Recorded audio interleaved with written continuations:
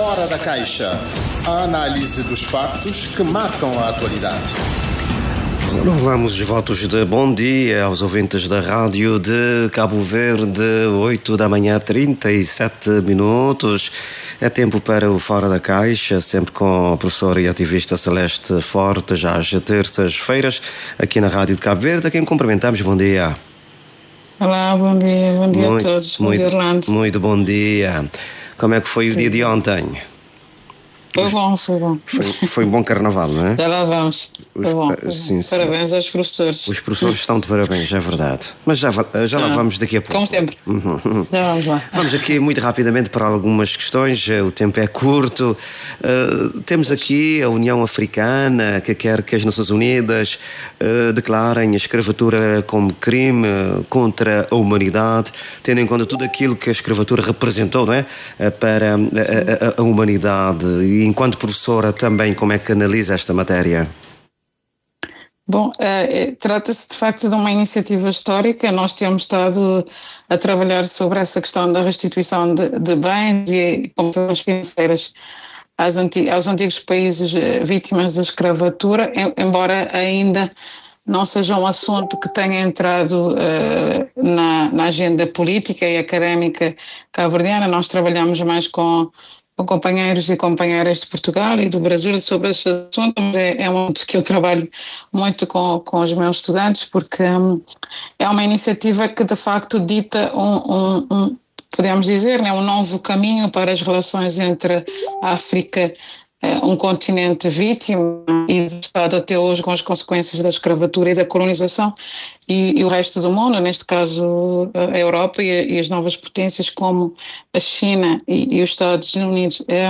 E a formalização deste pedido de reconhecimento do tráfico transatlântico de pessoas escravizadas como o crime mais grave contra a humanidade, como disse o presidente do Ghana, que lidera essa iniciativa, é um passo importante para sairmos, digamos, da narrativa de reconhecimento mais simbólico, como eu costumo dizer aos meus estudantes, ou seja, nós vemos sempre países a apresentarem pedidos de desculpas ou de declarações que, claro, também têm a sua importância, mas não têm a força de um reconhecimento, digamos, jurídico. O que a União Africana, este bloco dos 54, quer fazer repara, Orlando, com reconhecimento enquanto crime, os países, antigas potências colonizadoras e escravocratas não serão, ou melhor, serão forçados a reconhecerem sim que devem pedir desculpas por esta barbárie cometida, que nós ainda hoje temos essas consequências, que quando eu pergunto aos meus estudantes se sofrem com as consequências, acham que já é um crime que foi cometido há muito tempo. E repara que a União Africana, levando essa proposta para as Nações Unidas, tenta um reconhecimento formal e jurídico, ou seja, a nível do direito internacional, nós teremos um crime que prescreve. Portanto, os países, as antigas potências colonizadoras e escravocratas, terão que assumir as responsabilidades financeiras diante da criminalização que lhes serão atribuídos. Então, a União Africana, com esta entrega, pode conseguir este reconhecimento jurídico da escravatura enquanto crime contra a humanidade e o reconhecimento da escravatura por países africanos. Esses países passam a ter um recurso, digamos, jurídico para processar tanto estes países como instituições, porque as instituições fora do continente que também trabalharam e estão ainda a colher os lucros da escravatura. E esse assumir da responsabilidade financeira, porque até aqui nós temos, como eu já disse, este reconhecimento mais simbólico e este assumir da escravatura como um crime contra a humanidade permite então que nós, enquanto continente, temos digamos, um outro recurso em mãos para nos relacionarmos com com o continente, com a Europa, com a China, com os Estados Unidos, nesse caso, esses países, essas potências que agora estão presentes também no continente. Mas é que também explico aos meus estudantes, há vários exemplos. Por exemplo, a Alemanha, há uns tempos, se não me falha a memória agora, a memória de professora, de 2021, em 2021, com a Namíbia, criou ali um pacto enquanto antiga potência colonizadora, com a Namíbia, que este país chegaria a um acordo de compensação financeira pelo genocídio de duas etnias que nós trabalhamos, são o Zerero e o Nana, que foram completamente exterminados nos inícios de 1900. Então, o que a Alemanha fez foi dizer à Namíbia: nós apresentamos um pedido de desculpa, mas não reconhecendo a restituição. Estes países nunca usam a palavra restituição ou compensação, porque sabem que teriam que fazer uma restituição formal. Então a Alemanha, por exemplo, fez este pedido de desculpa e prometeu milhões e milhões de euros em ajuda para o desenvolvimento. E essas antigas potências colonizadoras têm usado esta estratégia. Também não foge ao nosso caso, que é com Portugal. Usando o recurso de ajuda para o desenvolvimento, não querem, de facto, fazer uma compensação financeira com o reconhecimento da escravatura. Porque, por exemplo, o que a União Africana está a exigir é uma reparação, ou seja, um reconhecimento. Mas se a Alemanha reconhece este crime, não seria uma indemnização de milhões e milhões. Seria uma indemnização reconhecida e estabelecida por quem cometeu. Neste caso, a Alemanha está a estabelecer uma compensação enquanto aquele que comete ou que cometeu o crime, e não o contrário. Neste caso, a União Africana quer que seja um tribunal internacional a condenar e a estabelecer o valor da indemnização. Ou seja, é aqui uma reviravolta muito importante, sobretudo é interessante para nós que trabalhamos com essas questões, porque, como eu já disse, é um crime, passaria a ser um crime que não prescreve, e seríamos nós, enquanto vítimas, a estabelecermos este valor, ou neste caso um tribunal internacional, não quem cometeu o crime a vir com este curso de ajuda para o desenvolvimento e dizer: não, nós vamos apoiar. Um outro exemplo que eu costumo dar muito aos meus estudantes é o conceito de não só ou desta operação bilateral que estes países usam, no caso de Portugal muito, né, com Cabo Verde, porque ou seja, Portugal estaria, neste caso, a pagar aquilo que nós chamamos em estudos africanos uma fatura da reparação, que é um conceito novo, ok? Não existe ainda ninguém pagou uma fatura da reparação. É sempre esta ideia de ajuda para o desenvolvimento. Também gosto muito de dar este exemplo de Cabo Verde, porque nós ouvimos sempre falar que Cabo Verde tem uma dívida externa, deve a Portugal, neste caso. Se a União Africana conseguir esta formalização, e, por exemplo, Cabo Verde e outros antigos países colonizados deixam de ter, digamos, a mão estendida para pedir, né, e passam a exigir o pagamento dessa fatura, que nós chamamos fatura da reparação, como eu já disse, e deixam de estar sobre essa eterna ameaça de terem dívidas, porque o valor da fatura da reparação é francamente maior que a atual dívida externa que o continente e os países antigos que foram colonizados têm com a Europa. Então é aqui uma estratégia da União Africana para reverter o quadro das relações internacionais neste caso com a Europa, mas também com outras antigas potências. Vamos lá ver então que resultados poderão sair desta iniciativa da União Africana. Nós estamos todos atentos a isso, porque seria inclusive para mim seria uma questão de justiça histórica, né? Nós vivemos ainda, como eu digo aos meus estudantes, nós já temos a sensação que nós não estamos a sofrer com as consequências, mas existe aquilo que nós chamamos também trauma geracional. Nós abordamos isso. E também no continente vemos muito isso. Então ainda nós estamos a viver sobre as consequências da escravatura. Sim, esta iniciativa é do presidente do Ghana, né? Que a União Africana já aprovou esta resolução que vai ser agora apresentada no mês de março nas Nações Unidas. Vamos lá ver. E Cabo Verde também sai a ganhar, seria a ganhar, não é? Sim, Cabo Verde seria a ganhar, porque Cabo Verde foi um interposto transatlântico para o comércio de pessoas escravizadas. Eu queria só 2 segundos, porque não resisto, queria convidar as pessoas a abandonarem esse conceito de escravos para pessoas escravizadas, porque não existiram neste comércio escravos, existiram pessoas que eram livres e que passaram a ser uma mercadoria, ou seja, pessoas escravizadas. Inclusive, a União Africana vai fazer todo este trabalho de mesmo a nível conceptual, de conhecimento de escravizadas, e que não houve o comércio de escravos enquanto mercadoria. Bom, e continuando a falar do nosso continente, o Presidente da República, José Maria Neves, que participou nesta cimeira em Addis Abeba, a cimeira da União Africana, e defendeu que os dirigentes africanos devem colocar a África em primeiro lugar. Aqui um grande repto lançado, né, por José Maria Neves.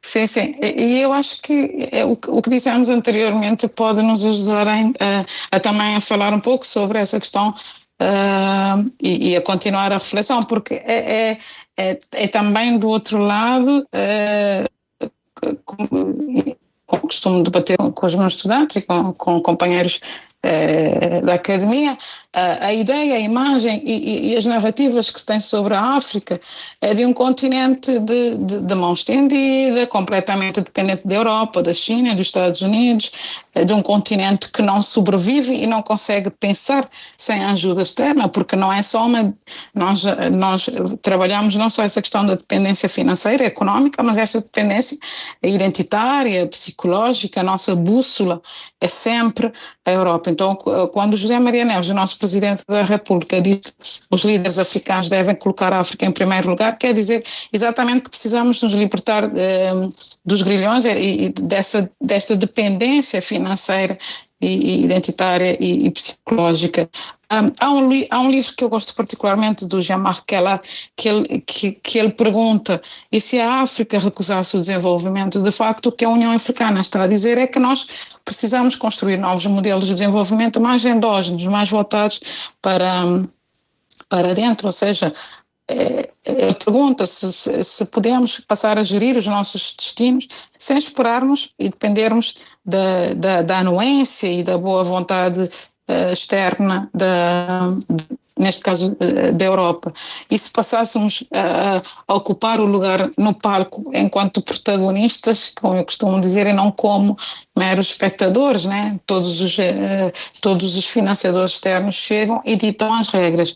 Então, e parece-me que aqui Cabo Verde tem um papel preponderante, Orlando, porque é um país internacionalmente bem visto, é qualificado, sobretudo no que toca ao que já falamos noutras edições, né, que é a sua estabilidade democrática, o que dá a Cabo Verde e a José Maria Neves um papel neste caso eu vejo Cabo Verde e o presidente na União Africana como um papel de mediador, né? Sobretudo quando se compara com outros países e líderes africanos, que também nós todos temos esta perspectiva mais crítica sobre alguns líderes africanos, onde, por exemplo, o nível de corrupção, de práticas de favorecimento financeiro a elites é flagrante, e com práticas de governação inclusive é mais autoritária neste caso, né?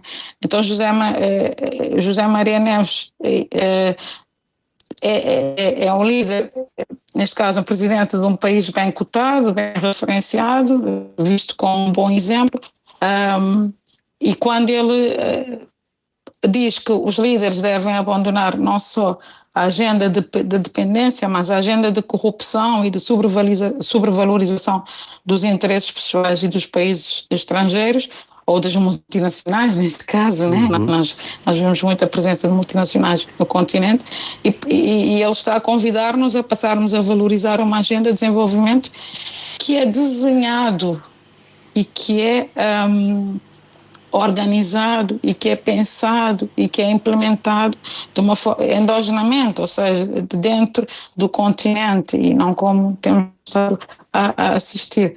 Mas também, Orlando, no caso de Cabo Verde, assim como já debatemos muitas vezes, nós estamos entre a África e a Europa, né, para usar o título de uma obra, de uma excelente obra organizada por um cientista político de referência para mim, né, que é o meu amigo Susano Costa, cabo-verdiano, que atualmente está na Universidade Nova de Lisboa.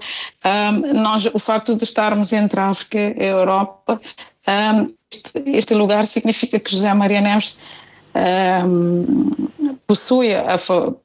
pode se posicionar a favor de um continente mais proativo e mais livre das amarras da Europa, da China e dos Estados Unidos, mas ao mesmo tempo também Cabo Verde tem aqui um desafio importante, porque nós temos uma parceria especial com a União Europeia, exato, que é um recurso central para nós, é um recurso importante. Esta parceria garante não só a nossa segurança e estabilidade financeira, mas inclusive todos nós tiramos proveito dessa parceria a nível da mobilidade, mas a nível da mobilidade ainda há muito que se lhe diga. Então Cabo Verde pode tirar partido desta relação que mantém com a União Africana e com a União Europeia para ser o país mediador ou negociador deste processo entre o Bloco dos 54 da União Africana e as antigas potências colonizadoras que integram atualmente a União Europeia. Mas claro, aqui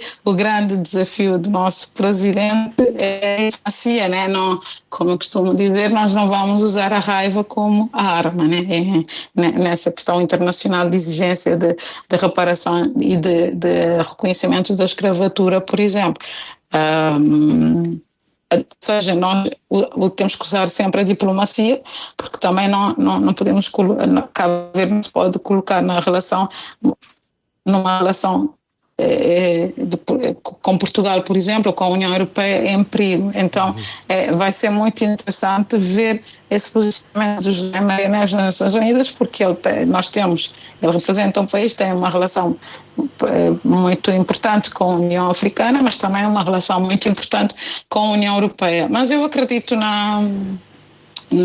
nas competências diplomáticas do nosso presidente e do nosso país, né? Os nossos governantes têm essa vantagem de fazerem essa diplomacia sem a tal subserviência que o Presidente da República já disse também que nós temos que abandonar. Resta-nos 5 minutos.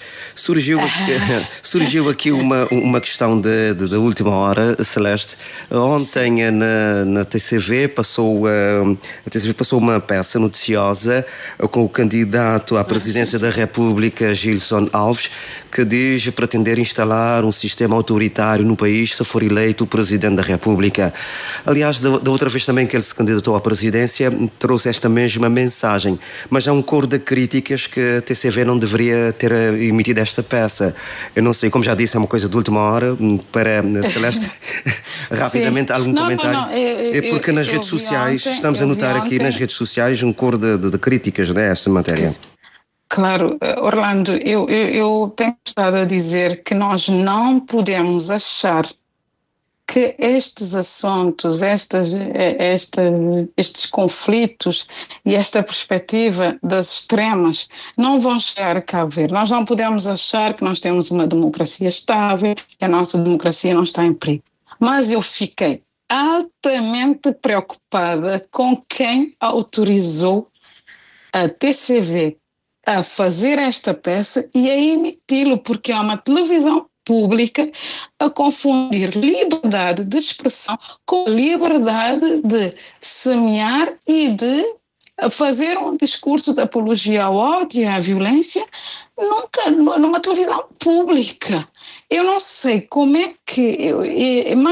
quer dizer, é grave nós termos um pretenso candidato, que ele ainda não apresentou a sua candidatura a nível formal, né, onde se deve apresentar, mas é tão grave que a televisão pública não tenha aprendido com os exemplos de Portugal e com os exemplos de outros países onde a extrema-direita já está já estamos à beira do fascismo em alguns países, e nós temos uma televisão pública que autoriza que se faça a notícia, autoriza que em horário nobre se faça a apologia ao ódio, à pena de morte, à violência contra os juízes, contra os magistrados, com pessoas na peça a portarem armas. Orlando, isto é grave para a televisão pública.